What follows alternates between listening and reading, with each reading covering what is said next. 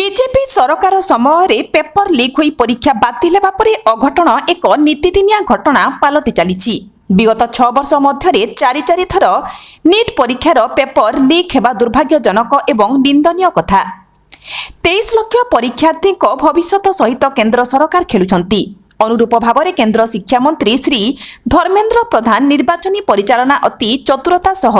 सठिक करुवा बेले निजर विभागर दायित्व ठीक भाव कहीं तुलाई पारुनाहांती ताहा एबे प्रश्नवाची सृष्टि करिछि।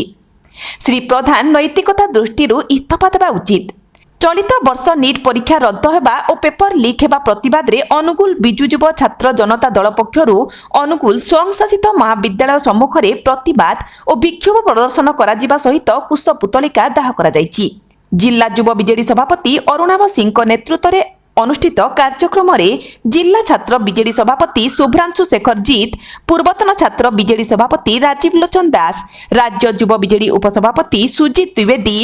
राज्य युव बीजेडी साधारण संपादक शिवानी शंकर गौड़, काउंसिलर रंजित मंडोठिया, नगर युव बीजेडी सभापति विश्वरंजन साहू, नगर छात्र बीजेडी सभापति देवव्रत नायक, सुशांत सिंह, विश्वजीत दास, प्रवीण स्वाई, चित्तरंजन सेनापति, उमेश साहू प्रमुख उपस्थित थिले। देखो आपण माने देखि पारुथबे जो भली भाबरे विगत 12 वर्ष रे भारतीय जनता पार्टी रो सरकार केंद्र रे शासन कला परे नीट एग्जाम रो जो भली भाबरे पेपर लीक होउची एवं क्रमागत भाबरे गत 6 वर्ष रे तीन थर पेपर लीक होउची। तो एई भली जो छात्र छात्री युवक भाई बंधु मानको प्रति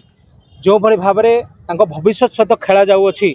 ता विरुद्ध रे आज बिजु युव छात्र जनता दल पक्षरु हमर विक्षोभ प्रदर्शन हेतिला। आपण देखि पारुथबे जे कि जेकोनसी राज्य रे निर्वाचन समय रे भारतीय जनता पार्टी रो को भली भाबरे मैनेजमेंट रहउची ग्राउंड लेवल ठारो आरंभ करी स्टेट लेवल पर्यंत जो भली से माने स्मूथ मैनेजमेंट करुचंते एवं निर्वाचन जितुचंते मध्य तांको कांग्रेचुलेशंस। किंतु जदि इलेक्शन मैनेजमेंट को सठिक भाव में करि पारुचंती ताहले एग्जाम को सठिक भाव में मैनेजमेंट काहे की करि पारुना एथिपय दायी किए एथिपय उत्तरदायी किए? केंद्र शिक्षा मंत्री श्रीयुक्त धर्मेंद्र प्रधान नूतन शिक्षा नीति आनिबा कहि कि बाहा नौचंती। किंतु आपण देखिबे तांकर प्रतिटी डिबेट प्रतिटी स्पीच रे से सब विषय कथा कहिबे सबु विषय आलोचना करेंगे किंतु केवल तांको विभाग को छाड़ी शिक्षा को छाड़ी केंद्रर मंत्री माने नियोजित हेबे एई राज्य से राज्य निर्वाचन परिचालना करने किंतु किंतु निज विभाग कथा केतेबेले बुझिबे उत्तरदायित्व केतेबेले ग्रहण करेंगे।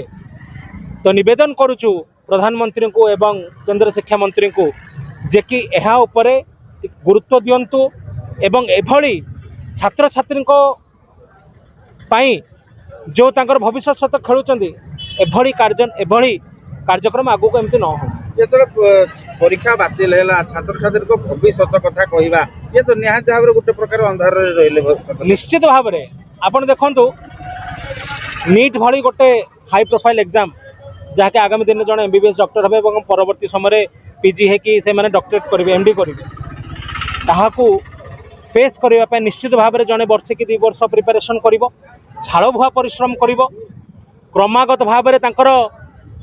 पेरेंट्स माने भी अनुरूप भाव में सेतिकी पिला मानक सपोर्ट देबे फाइनेंशियल ठारो आरंभ कर इमोशनल एवं मेंटल सपोर्ट देबे। आज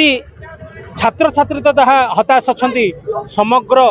अभिभावक समाज समस्ते आज हताश होकर अछंती एवं समस्तंकर भविष्य को अंधारे ठेली देइचंती। केंद्र शिक्षा मंत्री हेकिरी जदि इंटरनेशनल गणमाध्यम को एमती अवहेला कोन पे बाइट देउना कोन पे डरुचंती तांको पाखरे जवाब नहीं। इलेक्शन विषय पचारत निश्चित भाव में डेईकी कहिबे नेहरू को एगेंस्ट पचारत ने कहिबे कांग्रेस एगेंस्ट कहिबे केवल विरुद्ध रे कहिबे किंतु निजर दायित्वटा किंबा विवेक किंबा निजर दायित्व ग्रहण करी काई इस्तीफा देखि दउ नाहंती। आमे तो देखि जे विगत दिन रे कांग्रेस अमल रे जेतेबेले बड़ बड़ इंसिडेंट हुए प्रत्येक मंत्री आसी उत्तरदायी दे प्रेस को फेस करुथिले जदि निजर भूल अच्छे नैतिकता दृष्टि रिजाइन करुथिले किंतु काई जेते रियल इश्यूज उपर कथबार्ता आसुची सेतेबेले कोनोसी बीजेपी सरकार कोनोसी मंत्री को आपण चेहरा देखिबे नहीं से माने डरिकी निजर जेमिति चूहे अपने बिल में रहता है सेमिता बिल रे ही रहिबे एवं रियल इश्यूज उपर जेते कथबार्ता आसे एमाने डरिबे। आज देखंतु आज